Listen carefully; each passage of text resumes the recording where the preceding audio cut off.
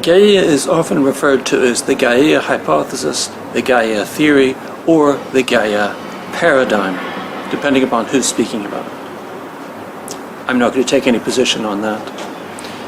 Simply put, and quickly, we can say that Gaia is the planet Earth.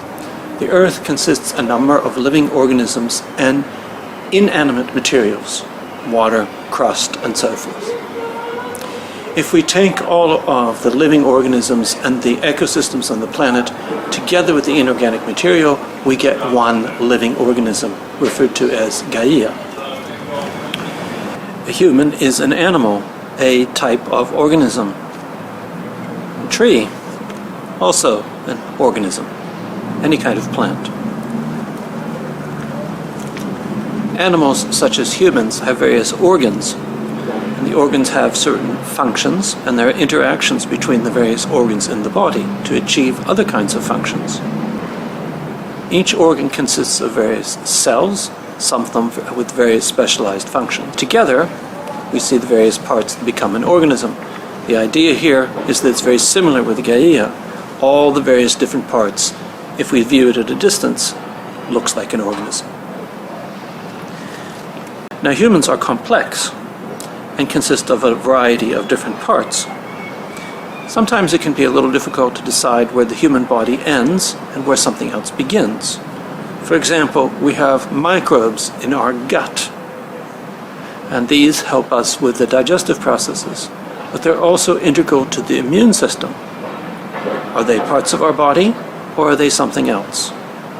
Are these bacteria in a symbiotic relationship with the rest of the human body? What is the relationship here? It could depend a bit upon who you are, how you view this, but let's just see that the similarity with the idea of Gaia, where does one ecosystem end and another begin?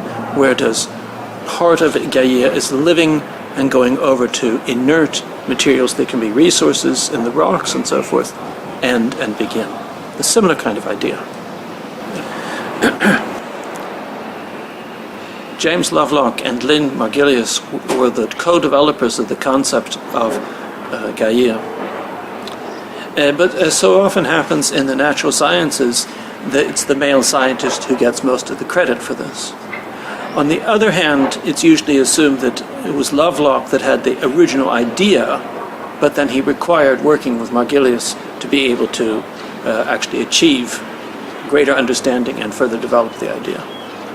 Regardless, just like in the same way that Kreutzen was one of the people that has popularized and made the Anthropocene more well known and has been a champion for the term, it's the same thing with Lovelock. He put a lot of energy into writing books and articles and being interviewed about the Gaia hypothesis, theory, paradigm, whatever you want to call it, whereas Margulies' professional development took somewhat different directions.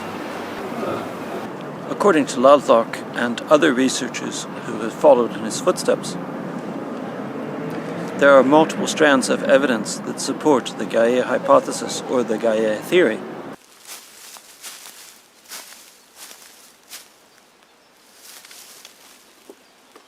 To understand some of the thinking that led Lovelock and others to postulate the Gaia hypothesis or Gaia theory later, I want to talk about some events in the Earth's geological history. About 65 million years ago, a large meteor or asteroid slammed into the Earth at the location where the present-day Yucatan Peninsula can be found.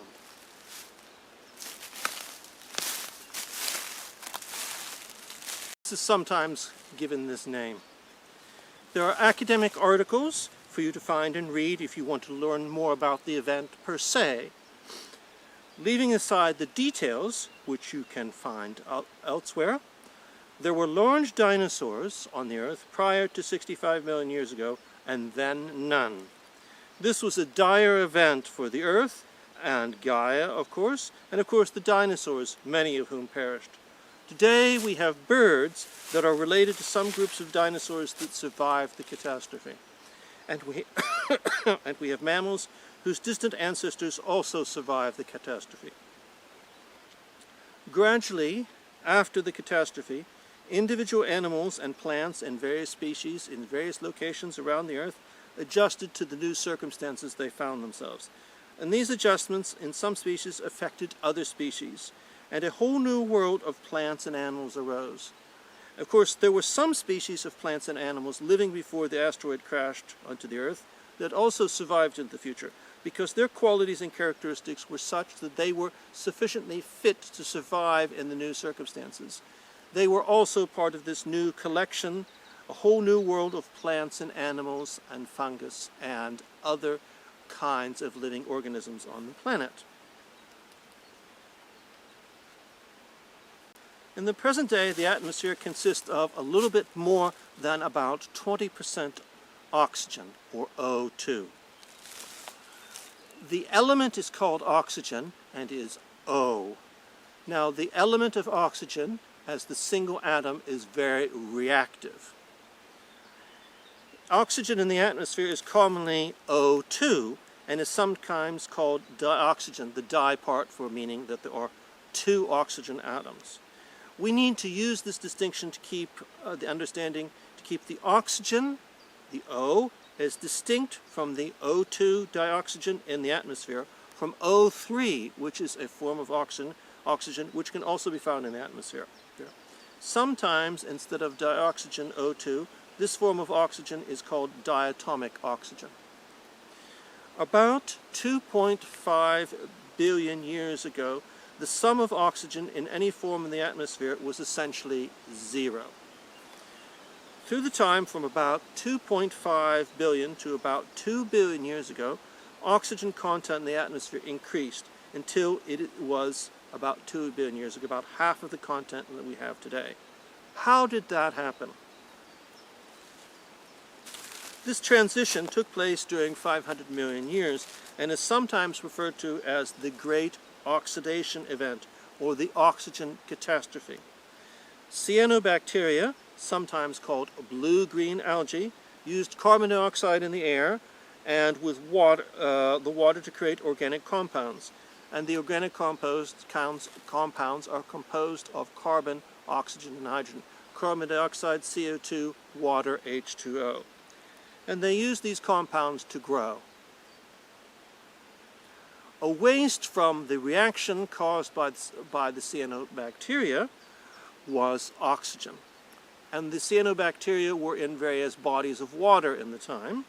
And so if you or I had been around at the time in some sort of a spacesuit watching this, we would be seeing bubbling in the water, and out of the water would come dioxygen. Some of the oxygen became dissolved in the water. Not all of it went to the atmosphere, which meant that the content of oxygen in the water increased, much to the pleasure of fish in the future.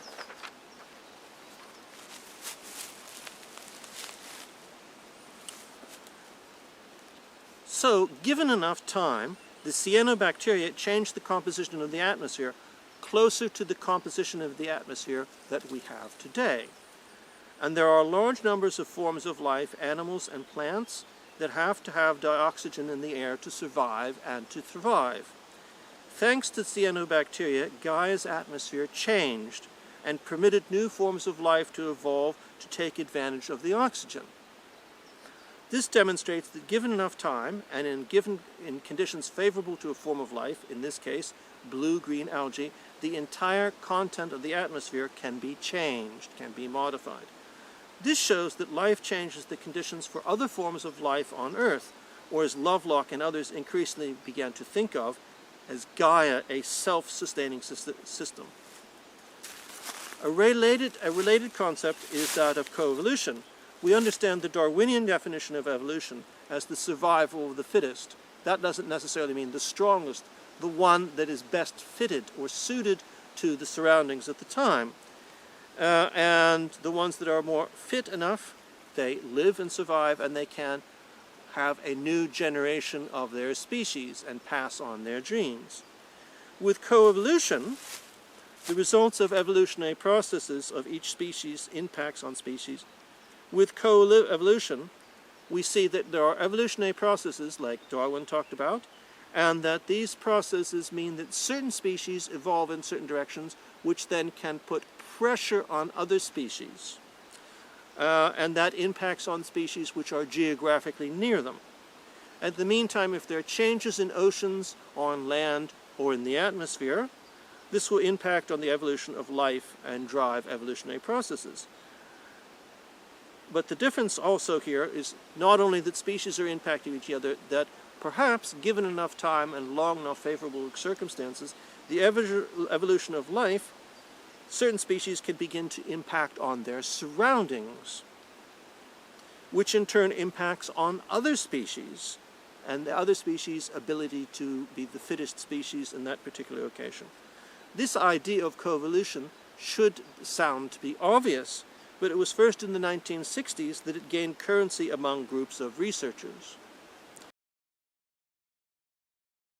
Even though the idea of co-evolution took such a long time to be thought of and spread among some researchers in the 1960s, actually, if you go back 100 years before that to Darwin's work, 100 years earlier, he had considered what he called co-adaptation when he observed birds and flowers.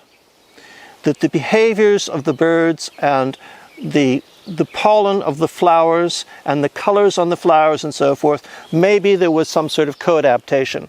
He didn't use the word co-evolution there. And of course, he did not come with the idea that life itself might be able to affect its surroundings. And in the case of the cyanobacteria, given enough time, 500 million years, changed the content of the atmosphere. In a sense, co-evolution, in our understanding today, given enough time, or if you like, for some people maybe thinking of it, this is operating on steroids, can set in motion processes that change the planet. And thus, this is a property of Gaia.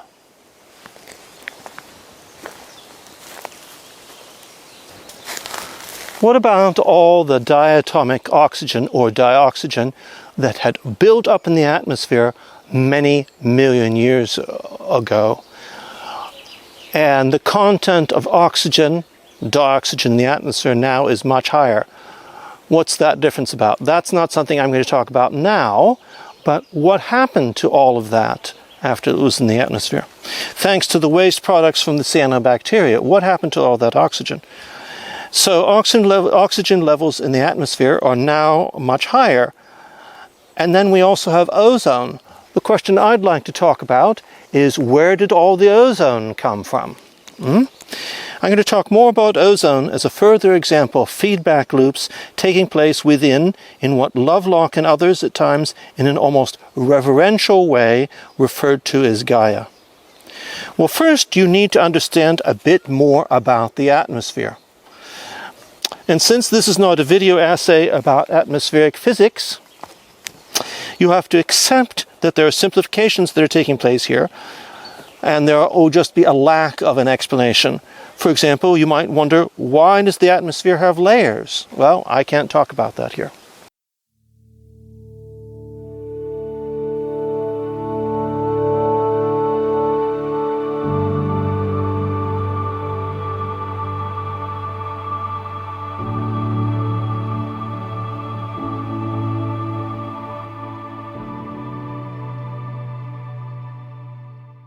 The lower part of the atmosphere is called the troposphere, and that is where weather occurs.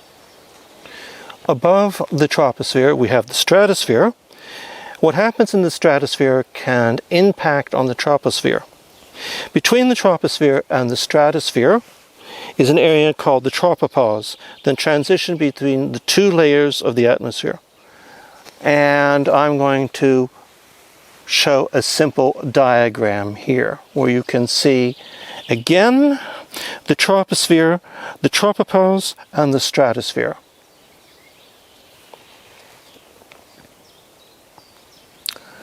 Some of the dioxygen in the troposphere began to pass through the tropopause into the stratosphere. Once there in the atmosphere, in the stratosphere, some of the dioxygen got hit by ultraviolet light, or ultraviolet radiation, if you'd like. This broke the chemical bonds between the two oxygen atoms, resulting in free oxygen atoms. Now, since oxygen, O, is a reactive element, a reactive gas, we see that we have some dioxygen remaining that didn't get hit by the ultraviolet light, and we have some free oxygen atoms. The free oxygen atoms combine with the dioxygen to form ozone, or O3.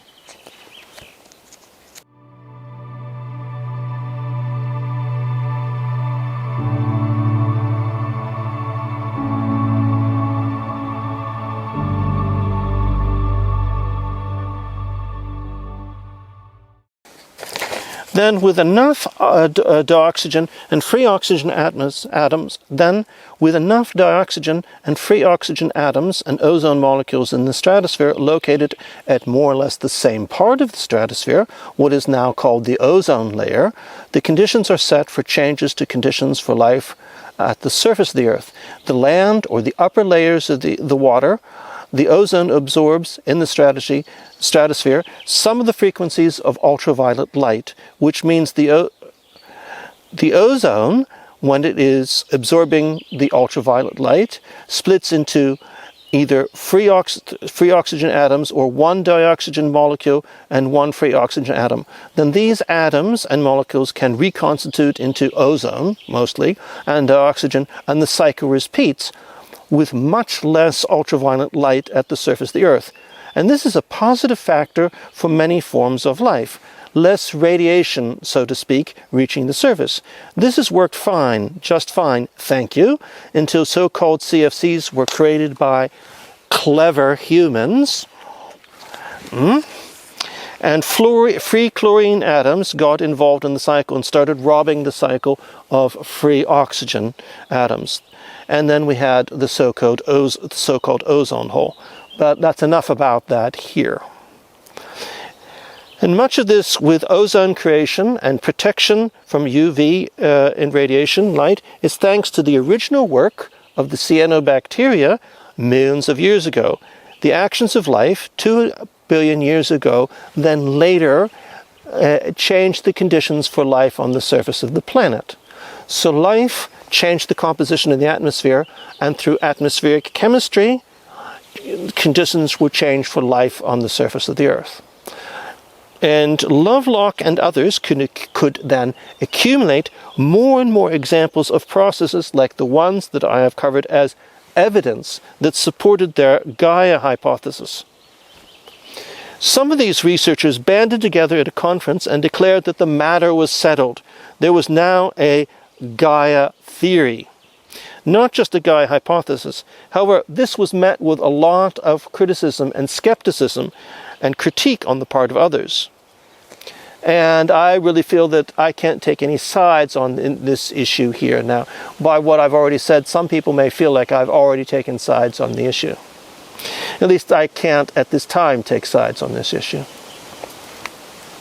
Lovelock would point to the relative stability of the Quaternary period, which is the period in geological history for the last 2.5 million years or so. We'll say 2 million years.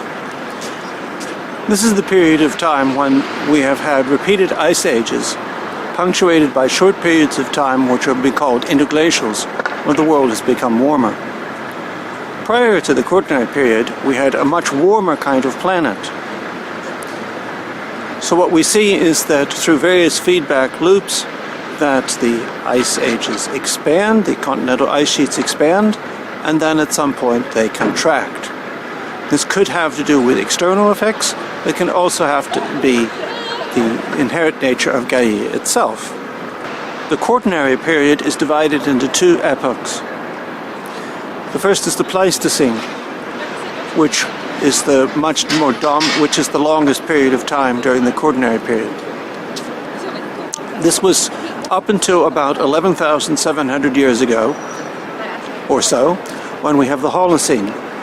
The Holocene was when the end of the last great period of glaciation occurred and the continental ice sheets began to retreat from parts of North America, Eurasia, and other locations around the world. And we begin to enter a period of time when human civilizations arise. So the Holocene is the entire period of time from the end of the most recent ice age until now. And that is the period of time where there's been the debate whether we have now entered the Anthropocene. The Holocene would be ending and the Anthropocene would be beginning. at some point in recent history, or some hundreds of years ago. And even though the ICS has decided against adopting the Anthropocene, we still have the idea and its validity. It turns out that the Gaia hypothesis, or the Gaia theory, or the Gaia paradigm, however you want to call it, is a bit controversial for some scientists, although it's not controversial for others. The primary reason for controversy on the part of some natural scientists has to do with the lack of sufficient evidence. It's thought there is insufficient evidence to be able to prove the Gaia hypothesis and therefore turn it into a Gaia theory, so to speak.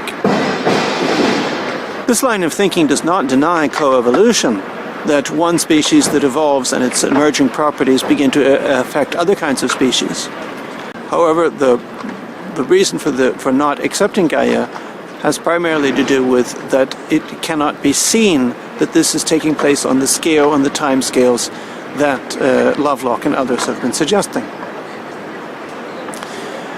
The second reason for controversy and not acceptance, or just controversy, is that Lovelock and others, through their writing, their interview, and so forth, have, shall we say, infused an almost spiritual kind of quality into this natural science concept. Perhaps Lovelock later in his life would have distanced himself from that. But there's almost a mystical or religious kind of quality to this self-regulating organism. And to choose a Greek goddess, Gaia, to give it that name is also suggestive of the need, or the sort of adding in religion or spirituality into a natural science concept. This is rather difficult for some in natural sciences. They and predecessors of them have been spending decades and hundreds of years of trying to remove the religious and the emotional and the irrational from society and from natural science. And here we have James Lovelock in the 1970s and 1980s and onwards adding in some sort of spiritual dimension to this very fundamental natural science kind of concept. And that, some people view, as something is very suspicious about that. On the other hand, there have been scientific gatherings and conferences that have been held with the sole purpose of discussing Gaia to try to change its status from being a hypothesis into an accepted scientific theory. And for those that have attended such conferences and have agreed to that, then, well, Gaia is a theory and not just a hypothesis. In this lecture, I'm not taking any sort of position for and against whether Gaia is a hypothesis or a paradigm or a theory, but it certainly is an idea that we need to consider when we're thinking about the entire planet and human activities on the planet. Bruno Latour, in some of his writings, speaks about the need for Gaia to be better understood. In fact, he suggests that one of the reasons why we have a number of contemporary environmental problems at this time is the fact that Gaia as a concept, theory, hypothesis, paradigm, whatever, has not been accepted enough in society. He postulates and argues that with Gaian thought and practice we would have fewer or different kinds of environmental problems. He looks to other fundamental concepts and changes in our understanding of the world and the universe, such as Cartesian geography, Newtonian physics, Darwinian evolution, Einsteinian relativity, and similar kinds of fundamental concepts. And he says that Gaia should be placed at least on a similar kind of level there. Since the Gaian perspective has not been able to be affect in science and society as much as he suggests it would be possible there, this will suggest that we're going to be stuck with a number of environmental problems for the time being. And in fact, given how evolution is being actively worked against in the United States of America, in some states there, where the theory of evolution is being removed from school textbooks in biology and other areas, that doesn't seem like there's all that much hope for Gaia in the future. And I think this, from a more social science perspective, mirrors some of the natural science perspectives and pessimism that exists among, say, climate researchers. However, Gaia is still an important concept to understand and think about, and to see how it's related both to the Anthropocene and to planetary boundaries.